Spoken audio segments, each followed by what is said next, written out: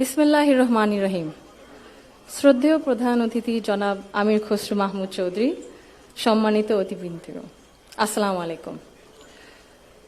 শুরুতে আমি আন্তরিক ধন্যবাদ জানাই আয়োজকদের, যারা আজকের এই সুন্দর আয়োজনটি করেছেন, যেখানে আমরা সবাই আমাদের ভিন্ন ভিন্ন মত, পথ ও অবস্থান প্রকাশ করার সুযোগ পাচ্ছি। আজ আমরা যারা এখানে উপস্থিত, আমরা সবাই একরকম নয়। আমাদের আদর্শ আলাদা, অভিজ্ঞতা আলাদা, দৃষ্টিভঙ্গিও আলাদা, কিন্তু তারপরেও আমরা একসাথে বসেছি, আলোচনা করছি, কারণ আমরা সবাই দেশের জন্য, দেশের মানুষের জন্য ভাবছি। আর এই ভিন্নতা নিয়ে একসাথে কথা বলছি, একের পর এক শুনছি, এটাই গণতন্ত্রের আসল সৌন্দর্য। আমার আগে যারা সম্মানিত প্যানেলিস্টরা কথা বলেছেন, তাদের সবাইকে আন্তরিক ধন্যবাদ জানাই। আপনারা অনেক কিছু বলেছেন, হয়তোবা আমিও বলে ফেলবো। সো আমাদের একটা মাইন্ডসেটে আই থিঙ্ক সিমিলারিটি আছে। আমার খুব ভালো লেগেছে শুনে। আমি আজ এখানে দাঁড়িয়েছি ভিন্ন এক অনুভূতি ও আবেগ নিয়ে। বাংলাদেশের এই পলিসি লেভেলটায় আমার প্রথম বক্তব্য এটা। আমি এমন কেউ নয় যার কাছে সব প্রশ্নের উত্তর আছে বা সব সমস্যার সমাধান জানা আছে। তবু আমি বিশ্বাস করি, নিজের ছোট্ট জায়গা থেকেও সমাজের জন্য, দেশের জন্য কিছু করার আন্তরিকতা আমাদের সবার মধ্যে থাকা উচিত। আজ আমি এসেছি শুধু শুনতে, শিখতে এবং একসাথে কাজ করার মনোভাব নিয়ে এগিয়ে যেতে। Today's dialogue is about women shaping the nation. But before we speak about shaping the future, we must be honest about the everyday lives, reality shaping women's lives in Bangladesh. My earliest understanding of women's roles in society came from my family, as it does for most of us. Long before we encounter policies or laws or institutions, our homes become our first classrooms. They teach us what is possible, what is acceptable, and what is expected. In my home, certain things were never questioned. It was never questioned whether a woman could pursue an exemplary medical career while raising a family. It was never questioned whether a woman could build a nationwide social welfare organization on her own merit. It was never questioned whether a woman was fit to lead, to command authority in a room full of men.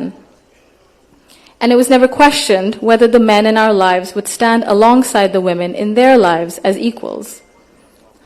My mother continued to excel professionally as a cardiologist in government hospitals, often in patriarchal settings, because she had encouragement and support at home to balance both career and family. In 1979, my Nanu, Saida Iqbal Mandbanu, began using her own home to open a free elementary school for vulnerable and disadvantaged children. What began as a personal act of care grew into one of the earliest NGOs in Bangladesh, Shurubhi, creating meaningful and lasting change in young people's lives. The belief that women's dignity must be recognized both privately and publicly was also reflected in my grandparents' lives and leadership beyond our family.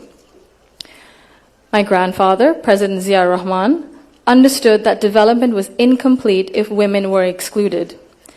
He saw women as capable contributors at home, at work, and in public life. And that belief carried into the choices he made as a leader. Under his leadership, the expansion of the garment sector meant millions of women entered formal work for the first time, gaining independence and income. The creation, then, of the Ministry of Women's Affairs reflected a conviction that improving the lives of women and girls required intention and structure. These were not just policy decisions, but they were an extension of the values that he lived by personally. That foundation was carried forward by my grandmother, Begum Khaleda Zia, who understood the transformative power of education that gave women voice, choice, and confidence. Under her leadership, girls' education was treated as a right, not a privilege. Free secondary schooling, alongside programs such as Food for Education, Cash for Education, helped to keep millions of girls in schools and change the course of families across the country. Her Female Secondary School Assistance Project achieved gender parity for the first time in secondary education and became a model replicated beyond Bangladesh. আমি যদি একটু সময় নিয়ে actually একটা ঘটনা মনে এসেছে দাদুর ব্যাপারে এটা বলতে বলতে দাদু যখন আমাদের সাথে লন্ডনে ছিলেন গত বছর প্রথমের দিকে উনি যখন এসেছিলেন তখন হাসপাতালে ছিলেন কিছু চিকিৎসার জন্য ওখানে বিভিন্ন দেশ থেকে নার্স ছিল ডাক্তার ছিলেন এবং একটি নার্স ছিলেন নাইজেরিয়া ওয়েস্ট আফ্রিকাতে আম্মা আব্বা একদিন দাদুকে সকাল সকাল দেখতে গেছিল তো নার্স তারপরে বললেছে যে ও আমি তো আপনার মাকে চিনেছি আম্মু আব্বু বলল কিভাবে আপনার মাই প্রথম ইলেক্টেড প্রাইম মিনিস্টার বাংলাদেশের না আম্মু আব্বু তো অবাক হ্যাঁ আপনি কিভাবে জানেন তো নার্স তারপরে বলল যে আপনাদের যে উনি যে এত কিছু করেছেন এই মেয়েদের শিক্ষার জন্য specially primary education food for education cash for education এগুলো আমাদের সরকার ওই ৩৫-৩০ বছর আগে দেখে ইমপ্লিমেন্ট করেছিল আর ওই কারণে লক্ষ লক্ষ মেয়েরা গ্রাম অঞ্চলে ওদের দেশে গ্রাম অঞ্চলে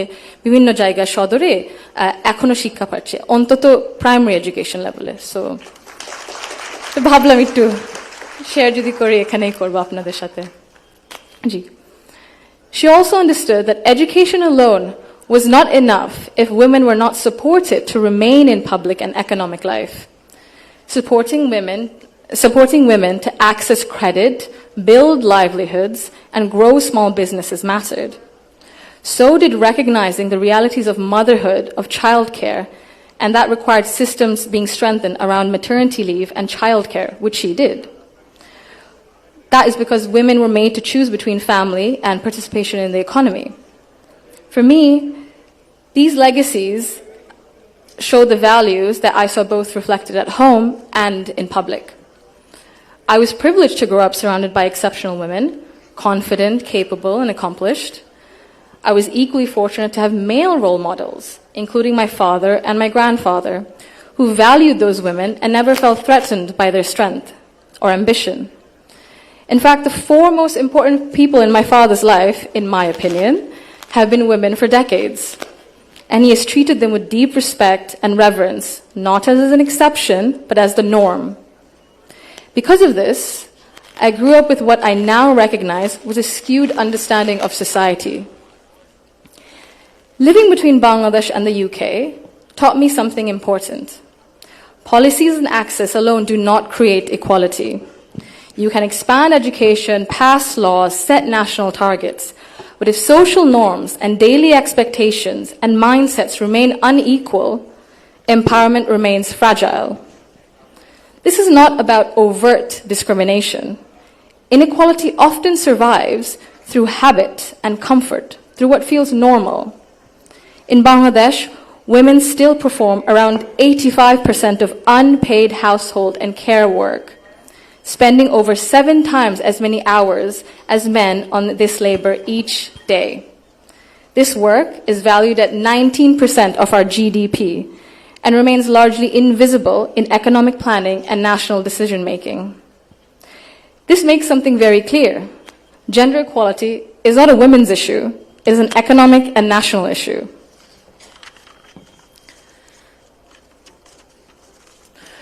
When women carry the bulk of responsibility, their participation in the formal economy suffers.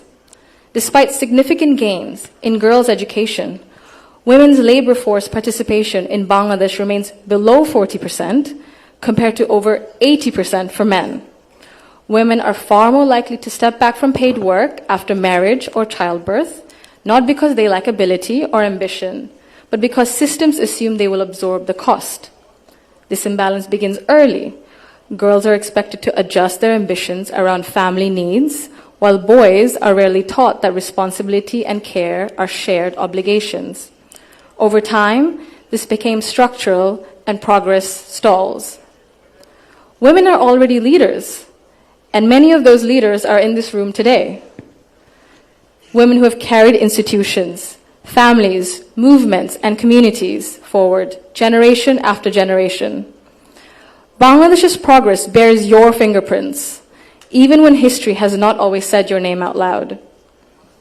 This brings me to a central point. Belief means nothing without action.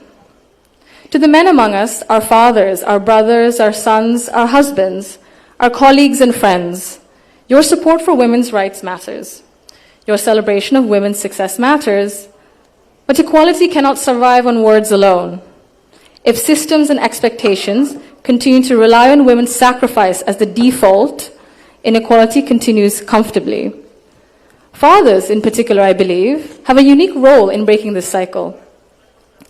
I'm an only child, and I never was once made to feel that my parents wished for a son instead. My father once scolded someone for even asking that question. He understood that while I was treated with respect and care at home, the world outside would not always be the same.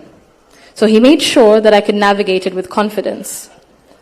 What shaped me were not his speeches, but his consistency. Through his daily choices, he showed me what I should expect from the world.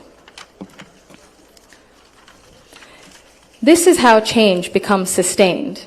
When men confront in our lives, in our homes, unconscious bias honestly and model their behavior through respect and action, they create space for women not just to survive, but to thrive. In Bangladesh, the cost of inaction is visible. Girls' dropout rates sharply rise during adolescence. Women in public life, in leadership, face harsher judgment. In Bangladesh alone, there's a statistic that 78% of women have faced harassment online, primarily from Facebook. Education and opportunity collapse if inequality at home and in mindset remains untouched. And for a country facing climate change, economic and political transition, demographic pressure, Bangladesh cannot afford to sideline half its population through exhaustion and social expectation. When women are welcomed rather than sidelined, they do not only change their own lives, they change the future of their families and the future of the nation. If Bangladesh wants real progress, not symbolic success stories, but sustained national development, then empowerment cannot stop only at classrooms, only in offices or policies. They must reach our homes, our institutions, and our mindsets, and it must be the responsibility of all of us. I thank you all for engaging in an inclusive dialogue today that reflects the true spirit of progress. Thank you.